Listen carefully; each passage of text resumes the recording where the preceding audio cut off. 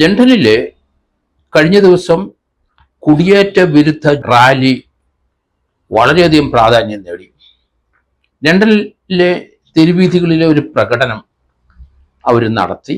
1.5 ലക്ഷം പേർ പങ്കെടുത്തു. ഓരോ രാജ്യങ്ങളിലും കുടിയേറ്റത്തിന് മറ്റു രാജ്യങ്ങളിൽ വരുന്നവർക്ക് എതിരായിട്ടുള്ള ഒരു നീക്കം തന്നെയാണ്. ലണ്ടനിലെ നിവാസികൾ അവിടുത്തെ നേറ്റീവായിട്ടുള്ള ആൾക്കാരാണ് ഈ കുടിയേറ്റ വിരുദ്ധ ജാഥ നടത്തിയത്. 1.5 ലക്ഷം പേര് പങ്കെടുത്തപ്പം ലണ്ടൻ പോലുള്ള നഗരത്തിൽ ഇത്ര വലിയ ഒരു ജനബാഹുല്യം അടുത്ത കാലത്തെങ്ങും ആരും കണ്ടിട്ടില്ല. ശനിയാഴ്ചയാണ് സെൻട്രൽ ലണ്ടനിലെ തീവ്ര വലതുപക്ഷ നേതാവായ ടോമി റോബിൻസന്റെ നേതൃത്വത്തിലാണ് ഈ ഒരു സംഭവം, ഈ കുടിയേറ്റ വിരുദ്ധ ജാഥ അരങ്ങേറിയത്. ഇതിനെ സംബന്ധിക്കുന്ന ആ രാജ്യത്തിൻ്റെ തീരുമാനം, കുടിയേറ്റത്തിന് സാധാരണഗതിയിൽ അനുകൂലമായി ലണ്ടനിലും ഐറിഷ് റിപ്പബ്ലിക്കൊക്കെ ധാരാളം ഇന്ത്യക്കാരും ലോകത്തിൻ്റെ പല ഭാഗത്തുനിന്നും അവിടെ കുടിയേറിയിട്ടുണ്ട്. അവിടെ ജനിച്ച് അവിടെ സിറ്റിസൺഷിപ്പ് അവർ സ്വീകരിച്ചിട്ടുണ്ട്. എങ്കിൽ തന്നെയും ആ നാട്ടുകാർക്കിപ്പം അസഹനീയമായ രീതിയിലാണ് മറ്റുള്ള രാജ്യത്തുള്ളവർ അവിടെ വന്ന് താമസിക്കുന്നത്, അവരുടെ സ്വാതന്ത്ര്യത്തെ ഹനിക്കുന്നത്, അവർക്ക് പലർക്കും ജോലി ലഭിക്കുന്നില്ല എന്നും അങ്ങനെയുള്ള ചിന്താഗതികൾ അത് വലതുപക്ഷ തീവ്രവാദികൾ അതിന് പിന്തുണച്ച് 1.5 ലക്ഷത്തോളം ആൾക്കാരുടെ പ്രകടനം നടത്താൻ അവർക്ക് സാധിച്ചു എന്നുള്ളതാണ്. ഇതിനെതിരായി 5000 പേരുടെ ഒരു എതിർ പ്രകടനവും ഇതിന് ശേഷം അവിടെ അരങ്ങേറി. കുടിയേറ്റ അനുകൂല റാലി അവർ നടത്തി. അതൊരു പോലീസ് ലാത്തിച്ചാർജിൽ അവസാനിച്ചു. 24 പേരെ കസ്റ്റഡിയിലെടുത്തു. 5000 പേര് പങ്കെടുത്ത കുടിയേറ്റ അനുകൂല റാലിക്ക് അവര് കൈവശമിരുന്നത് ബ്രിട്ടീഷിന്റെ യൂണിയൻ ജാക്ക് പതാക, ബ്രിട്ടീഷ് പതാക യൂണിയൻ ജാക്ക് അവർ കൈവശം വെച്ചിരുന്നു. അത് പാറിപ്പറക്കുന്നത് കണ്ടു. അതുപോലെ സെന്റ് ജോർജ് പതാക ചിലരുടെ കയ്യിലിരിക്കുന്നത് കണ്ടു. സ്കോട്ടിഷ് പതാകയും ഉണ്ടായിരുന്നു, വെൽഷിന്റെ പതാകകൾ ഉണ്ടായി. ആ സ്ഥലങ്ങളിലെല്ലാം കുടിയേറിയിരിക്കുന്ന മറ്റു രാജ്യങ്ങളിലെ ആൾക്കാർ ഉദ്ദേശം 5000-ഓളം പേര് സംഘടിച്ചിട്ടാണ് അവരുടെ ഓരോ സ്ഥലത്തെയും അല്ലെങ്കിൽ ആ നാട്ടിലെ ഇംഗ്ലണ്ടിൻ്റെ പതാകകൾ അവർ കൈവശം വെച്ചിട്ടാണ് ഈ പ്രകടനം നടത്തിയത്. കുടിയേറ്റ വിരുദ്ധ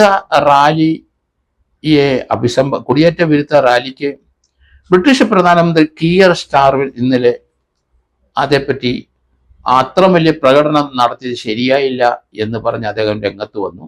കുടിയേറ്റത്തിന് അനുകൂലമായ അല്ലെങ്കിൽ കുടിയേറ്റത്തിൽ ആ രാജ്യത്ത് ഇപ്പോൾ താമസിക്കുന്നവർക്ക് അനുകൂലമായ രീതിയിലാണ് ബ്രിട്ടീഷ് പ്രധാനമന്ത്രി കിയർ സ്റ്റാർമർ ഇന്നലത്തെ ചില പ്രസ്താവനകൾ നടത്തിയത്. എന്തായാലും ഈ രീതിയിലുള്ള കുടിയേറ്റ വിരുദ്ധ റാലികൾ അതാത് രാജ്യക്കാർ പല സ്ഥലങ്ങളും സംഘടിപ്പിച്ച് തുടങ്ങി. ഇത് ഇന്ത്യക്കും പ്രത്യേകിച്ച് കേരളത്തിലുള്ള വിദ്യാർത്ഥികൾക്കും അവിടെ പഠിക്കാൻ പോരുന്നവർക്കുള്ള ഒരു തീർച്ചയായിട്ടും ഒരു ത്രെട്ട് തന്നെയാണ്. ധാരാളം പേര് ചിലപ്പോൾ ആ രാജ്യത്ത് നിന്ന് മടങ്ങി ഇന്ത്യയിലേക്ക് വരേണ്ടി വരും. അമേരിക്കൻ പ്രസിഡന്റ് ട്രംപ് പറഞ്ഞൊരു കാര്യം ഓർമ്മ വേണം. അവിടെ അമേരിക്കയിലെ പല രാജ്യക്കാരും അവിടെ തന്നെ പ്രസവം നടത്തി അവിടുത്തെ സിറ്റിസൺഷിപ്പ് എടുക്കുന്നത് അത് ഇനി അംഗീകരിച്ചു കൊടുക്കാൻ കഴിയില്ല. അങ്ങനെ ആ രാജ്യത്തെ സിറ്റിസൺഷിപ്പ് ലഭിക്കുമെന്ന് ഇനി ആരും കരുതണ്ട എന്നും ട്രംപ് പറഞ്ഞത് വാർത്തകൾ വലിയ പ്രാധാന്യം സൃഷ്ടിച്ചിരുന്നു. അതുപോലെ തന്നെ ഓസ്ട്രേലിയയിൽ അവരും കുടിയേറ്റ വിരുദ്ധ ഒരു ജാഥ സംഘടിപ്പിച്ചു കഴിഞ്ഞ 2 ആഴ്ചക്കുള്ളിൽ. അവിടെയും വളരെ ജനക്കൂട്ടാക്കം ഉണ്ടായിരുന്നു. അവിടെ അന്യരാജ്യങ്ങളിൽ നിന്ന് പലരും അവിടെ കുടിയേറി അവിടുത്തെ സിറ്റിസൺഷിപ്പ് എടുക്കുന്നതിന് എതിരായി ആ നാട്ടിലെ ആൾക്കാർ സംഘടിച്ചു തുടങ്ങി. അത് തന്നെയല്ല, മറ്റൊരു പ്രതിഭാസം കണ്ടത് ഇംഗ്ലണ്ടിലും ഓസ്ട്രേലിയയിലും മാത്രമല്ല, കാനഡയിലും ഇതേ രീതിയിലുള്ള പ്രകടനങ്ങൾ അവിടുത്തെ നാട്ടുകാർ നടത്താൻ തുടങ്ങിയിരിക്കുന്നു. അമേരിക്കയിലും കാനഡയിലും ഇംഗ്ലണ്ടിലും ഓസ്ട്രേലിയയിലും ഒക്കെ ധാരാളം ഇന്ത്യക്കാരും മലയാളികളും കുടിയേറിയിട്ടുണ്ട്. ഏതായാലും ഭാവിയിൽ ഇതൊരു ത്രെട്ട് തന്നെയാകുമെന്നാണ് ഞാൻ കരുതുന്നത്. കാരണം അതാത് രാജ്യക്കാർ അവിടെ പലരും വന്ന് കുടിയേറി അവിടെ സെറ്റിൽ ചെയ്യുന്നതുകൊണ്ട് ഇപ്പം എതിർപ്പ് പേടിച്ചു തുടങ്ങി. ജപ്പാനിലും ഇതുപോലെ ഒരു സംഭവങ്ങൾ നടക്കുന്നു എന്നാണ്. ജപ്പാനിലെ പൊതുവെ പ്രായമുള്ളവരാണ് കൂടുതൽ, അവിടെ ജനസംഖ്യയിൽ അധികമെങ്കിലും അവിടെ ചെറുപ്പക്കാർ വളരെ കുറവാണെങ്കിലും ജപ്പാനിലുള്ളവർ പലരും അവിടെ ഈ രീതിയിലുള്ള ഒരു പ്രകടനം അടുത്ത നാളിൽ ഉണ്ടായി.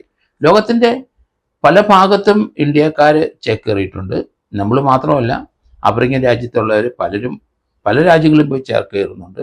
എല്ലാവരുടെയും അംബീഷൻ US ചേക്കേറാനാണ്. എങ്കിലും യൂറോപ്യൻ യൂണിയനിൽ പെട്ട പല ചെറിയ രാഷ്ട്രങ്ങളിലൊക്കെ പലരും ഇന്ത്യയിൽ നിന്ന് പോയി, പ്രത്യേകിച്ച് കേരളത്തിൽ നിന്ന് പോയി, മലയാളികൾ പോയി അവിടെ തന്നെ സിറ്റിസൺഷിപ്പ് ലഭിച്ചവരുമുണ്ട്. പക്ഷേ അവിടെ പോപ്പുലേഷനൊക്കെ കുറവുള്ള യൂറോപ്യൻ യൂണിയനിലെ ചെറിയ രാഷ്ട്രങ്ങളിലൊക്കെ പോയി സിറ്റിസൺഷിപ്പ് എടുത്തവർക്ക് തൽക്കാലം തൊട്ടൊന്നും ഉണ്ടാകാൻ സാധ്യതയില്ല എന്ന് കരുതുന്നു.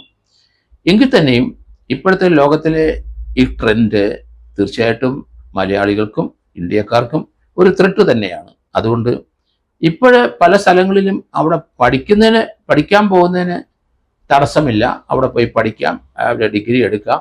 അതിനുശേഷം അവിടെ ജോലിക്ക് ശ്രമിച്ചാൽ ലഭിക്കാൻ സാധ്യത വളരെ കുറവായിട്ടാണ് ഇപ്പം വരുന്നത്. അതുകൊണ്ട് വിദേശ പഠനം പതുക്കെ പതുക്കെ അത് കുറഞ്ഞു വരുന്നതായിട്ടാണ് കാണുന്നത് പലരും. കാരണം തിരിച്ചു മടങ്ങേണ്ടി വരും എന്നൊക്കെയാണ് എല്ലാവരും കരുതുന്നത്. എങ്കിലും വളരെ പ്രതീക്ഷയോടെ ധാരാളം മലയാളികളും ഇന്ത്യക്കാരും മറ്റു രാജ്യങ്ങളിൽ കുടിയേറാൻ ശ്രമിക്കുന്നുണ്ട്, കുടിയേറുന്നുണ്ട്. പക്ഷേ അതിനൊക്കെ ഒരു അന്ത്യം വരും എന്നാണ് ഇപ്പോഴത്തെ ട്രെൻഡ് വെച്ച് നമ്മൾ നോക്കുമ്പോൾ കാണുന്നത്. അത് തീർച്ചയായിട്ടും സാമ്പത്തികമായും സാമൂഹികമായും അത് കേരളത്തിലെ മലയാളികൾക്ക് തീർച്ചയായിട്ടും അതൊരു എതിർപ്പ്, അത് അനുഭവം, അല്ലെങ്കിൽ നമ്മുടെ വരുമാനം നിൽക്കാനുള്ള സാധ്യതകൾ വളരെ കൂടുതലാണ്. സാമ്പത്തികമായി പ്രതിസന്ധിയിലായ പല വീട്ടുകാരും അവരുടെ മക്കളെ വിദേശത്ത് പഠനത്തിന് വേണ്ടി അയക്കുകയും അതോടൊപ്പം അവിടെ ജോലി ചെയ്യുകയും പിന്നീട് അവിടെ തന്നെ അവർ സിറ്റിസൺഷിപ്പിന് തയ്യാറാകുകയും 5-6 വർഷം കഴിയുമ്പം അവർ ജോലി ചെയ്ത് കഴിയുമ്പം അവർക്ക് അവിടുത്തെ സിറ്റിസൺഷിപ്പ് ലഭിക്കുന്ന ഒരു പ്രവണതയാണ് ഇതുവരെ ഉണ്ടായിരുന്നത്. പക്ഷേ അതൊക്കെ പതുക്കെ പതുക്കെ മാറുന്നു, കാലങ്ങൾ മാറുന്നു, ഗവൺമെൻറ്റിൻ്റെ പോളിസികൾ മാറുന്നു. അങ്ങനെ വന്നു കഴിഞ്ഞാൽ തീർച്ചയായിട്ടും ഏറ്റവും കൂടുതൽ പരിക്കേൽക്കുന്നത് ഇന്ത്യക്കാർക്കും അതുപോലെ ഒപ്പം തന്നെ മലയാളിക്കും ആണ് എന്നാണ് ഞാൻ കരുതുന്നത്.